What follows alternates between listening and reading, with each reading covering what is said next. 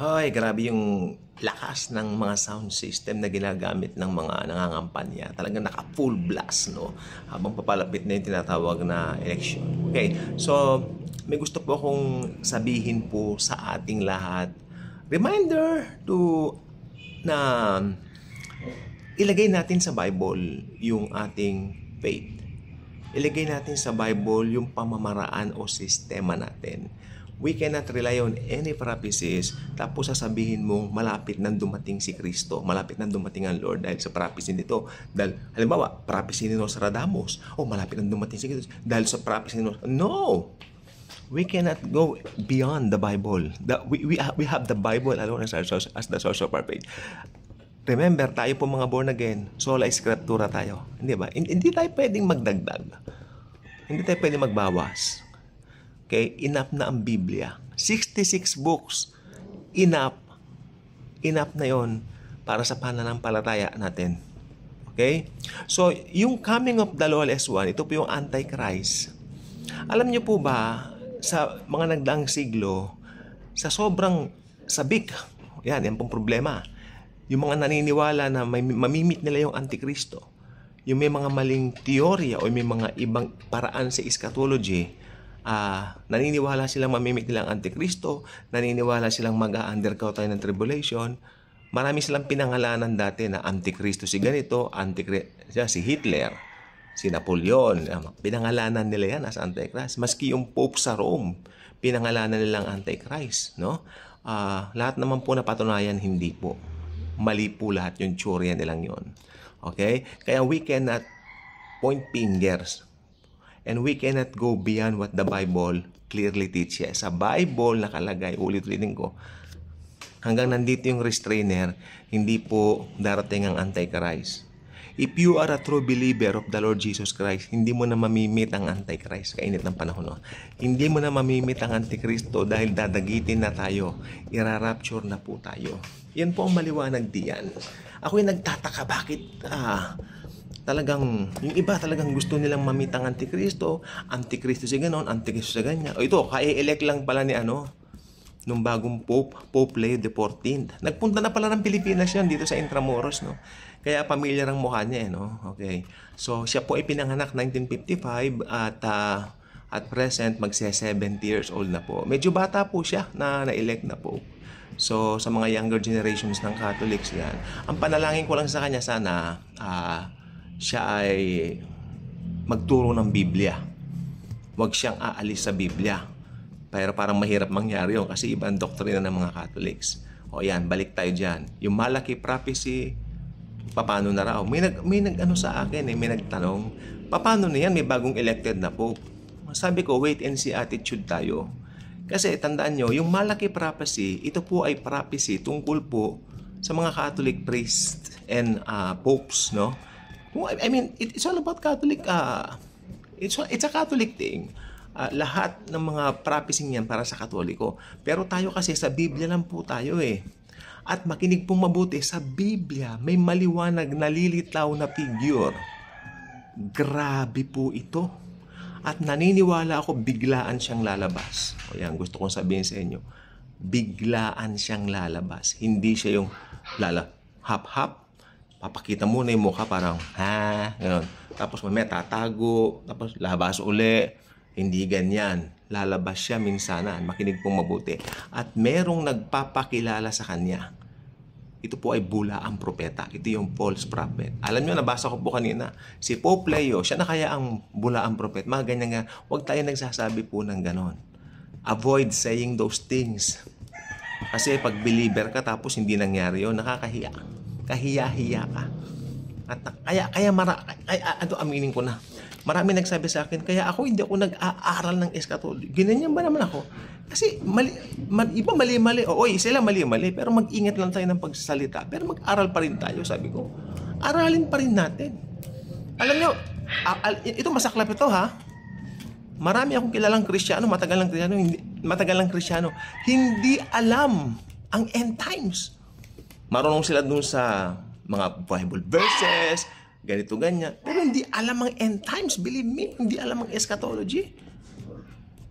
At may nagtanong pa, yung Antikristo ba, lalabas pa ba yun? O ano yan? Hindi niya alam. Maniwala kayo sa clueless. Nakakapantig ng tenga. Sabi ko, biniro ko pa, nauna pa sila naging Kristiyano sa akin. Sa amin. Hindi nila alam ang eschatology. Nothing at all. Because hindi sila nag-aaral. Mga Kristiyano, hello. Calling. Mag-aral po tayo ng librong ito. Hindi po siya mahirap unawain. Ito po ay kinasihan ng Diyos. This is Jesus. From Genesis to Revelation, this is Jesus. In the beginning was the Word, and the Word was with God, and the Word was God. Hindi po itong librong ito, yung nilalaman nito. And the Word was God. The same was in the beginning with God. And the Word became flesh and dwelt among us. This is Jesus. This whole thing is Jesus. Okay? This is history. Nandito ng history, gospels, and prophecy. Tapos sasabihin mo, hindi nag-aral ng prophecy. Ako yun na siya. Ang tagal ng mga mananampalataya. Hindi alam ang prophecy. Hindi nila inaaral. Pero active na active sa mga institutional churches sila. Pakanta-kanta pa. I'm so shocked. Pero hindi na ako magtataka eh. Kasi mga kasama ko sila dati, hindi sila nag-aaral ng prophecy. Hindi nila alam. Yung pa nag-share ako tungkol sa eschatology, parang ako lang ang excited. Wala silang excited. Hindi nila alam. Amen? Tandaan niyo, sabi ng Bible, my people will perish because of the lack of knowledge. Aral tayo. Diyos na nagsabi, my people will perish if you don't study the Bible, His Word. Wala kang ibang aaralin, kundi ito lang. Yung mga binabas nating mga Christian books, related sa Biblia yon. Pero huwag natin kalilimutan, basahin natin ito. At ngayon, nata-download na po ito sa mga apps. Ano palusot mo? Kaya yung Antikristo, lalabas po siya, pag nadagit na ang mga Kristiyano. Sapagkat ang mga Kristiyano, maraming alam sa Bible. Ang mga born again, maraming alam sa Bible. At nadagit na tayo, pwede nang lumabas ang Antikristo. Sapagkat yung mga maiiwan dito, yung mga mangmang sa Biblia, mga walang alam sa Biblia, nagbabase ng kanilang hope sa kapwa-tao nila, nagbabase ng kanilang hope sa mga mabubuting gawa nila, nagbabase ng hope sa kanilang mga relihiyon. This word is Jesus. Binili ni Jesus na basahin natin. Paano tayo maligaw? Di ba? Nagbabasa ka ba? Kristiyano, hindi alam ang eschatology. Lalabas daw ba yung Antichrist? Ang init ng panahon,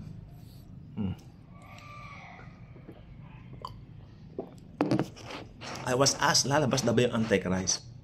Seryoso ako. Seryoso ka? Hindi mo alam? Hindi daw masyadong binabasa ang Revelation dahil nakakalito. Look at that. Nagpantigan tenga ako noon, parang hindi ako. Alam mo tawag ko sa kanya? Uncle. Ganun katanda na.